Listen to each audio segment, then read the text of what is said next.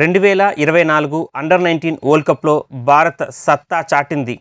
వరుసగా 5వసారి కూడా భారత జట్టు ఫైనల్లో నిలిచింది. డిఫెండింగ్ ఛాంపియన్ హోదాలో దిగిన భారత జట్టు సెమీఫైనల్లో సౌత్ ఆఫ్రికాతో పోరాడి గెలిచి ఫైనల్లో తన స్థానాన్ని నిలబెట్టుకుంది. ఇక ఈరోజు పాకిస్తాన్, ఆస్ట్రేలియా మధ్య రెండవ సెమీఫైనల్ మ్యాచ్ జరగబోతోంది. ఈ మ్యాచ్లో గెలిచిన జట్టు భారత్తో ఫైనల్లో పోరాటానికి దిగబోతోంది. ఆదివారం జరిగే ఫైనల్ మ్యాచ్లో భారత్ పాకిస్తాన్తో లేక ఆస్ట్రేలియాతో వరల్డ్ కప్ టైటిల్ కోసం పోరాడబోతోంది. 2024 అండర్-19 వరల్డ్ కప్లో భారత్ ఫైనల్కి చేరిన విషయం మనందరికీ తెలిసిందే. మొదటి సెమీఫైనల్లో భారత్ సౌత్ ఆఫ్రికాపై పోరాడి గెలిచి ఫైనల్లో తన బెర్త్ను ఖరారు చేసుకుంది. ఇక రెండవ సెమీఫైనల్లో పాకిస్తాన్, ఆస్ట్రేలియా పోటీ పడ్డాయి. ఈ మ్యాచ్లో మొదట బ్యాటింగ్ చేసిన పాకిస్తాన్ 179 పరుగులకి ఆలౌట్ అయింది. అనంతరం 180 పరుగుల లక్ష్య ఛేదనలో దిగిన ఆస్ట్రేలియా 49.1 ఓవర్లలో లక్ష్యాన్ని ఛేదించి ఫైనల్లో తన స్థానాన్ని సుస్థిరం చేసుకుంది. ఈ నేపథ్యంలో ఆదివారం జరిగే అండర్-19 వరల్డ్ కప్ ఫైనల్లో భారత్ తన చిరకాల ప్రత్యర్థి ఆస్ట్రేలియాతో అమీతుమీ తేల్చుకోనుంది. ఇషాన్ కిషన్ భారత యువ వికెట్ కీపర్ కమ్ బ్యాట్స్మెన్. అతను కొంతకాలంగా జట్టుకు దూరంగా ఉన్నాడు. మానసిక అలసట కారణంగా రెస్ట్ తీసుకుంటూ ఉన్నాడు. 3 నెలల క్రితం నవంబర్లో ఆస్ట్రేలియాతో జరిగిన టీ20 సిరీస్ తర్వాత అతను టీమిండియాలో ఆడలేదు.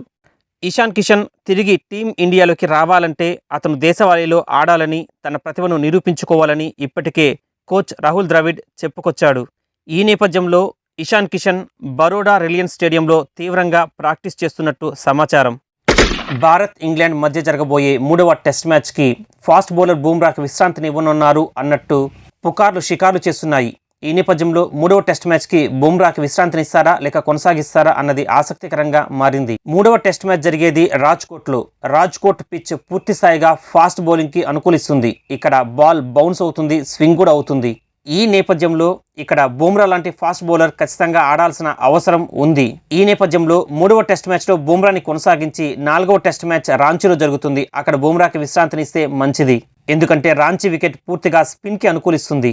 ఈ నేపథ్యంలో బుమ్రాని 3వ టెస్ట్ మ్యాచ్కి బీసీఏ కొనసాగిస్తుందా లేదా అన్నది చూడాలి. మరి ఐసీసీ వరల్డ్ కప్ టెస్ట్ ర్యాంకింగ్స్లో బుమ్రా మొదటి స్థానాన్ని ఆక్రమించాడు.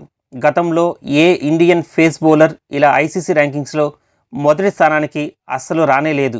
గతంలో అశ్విన్, జడేజా, బిషన్ సింగ్ బేడీలు ఐసీసీ టెస్ట్ ర్యాంకింగ్స్లో మొదటి స్థానాన్ని ఆక్రమించారు. కానీ వారందరూ స్పిన్ బౌలర్స్ మాత్రమే.